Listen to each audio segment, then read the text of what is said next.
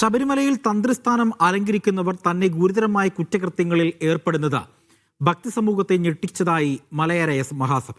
തന്ത്രിമാരിൽ ഒരാൾ സ്ത്രീ വിഷയവുമായി ബന്ധപ്പെട്ട് കേസിലും മറ്റൊരാൾ സ്വർണം മോഷ്ടിച്ച കേസിലും പ്രതികളായത് ക്ഷേത്രത്തിന്റെ അന്തസ്സിന് കളങ്കമുണ്ടാക്കി. ശബരിമലയെ അതിന്റെ യഥാർത്ഥ ഉടമസ്ഥരായ മലയരയർക്ക് കൈമാറുകയാണ് ഈ ജീർണതയ്ക്ക് ഏക പരിഹാരമെന്ന് മലയരയ മഹാസഭ സംസ്ഥാന general secretary P K Sajeev പറഞ്ഞു. ശബരിമലയിലെ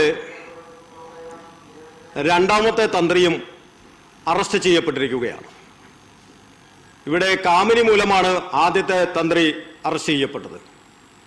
രണ്ടാമത്തെ തന്ത്രിയാകട്ടെ ശബരിമലയുടെ ക്ഷേത്രത്തിലെ സ്വർണം മോഷ്ടിച്ചതിൻ്റെ പേരിലാണ് അറസ്റ്റ് ചെയ്യപ്പെട്ടിരിക്കുന്നത്.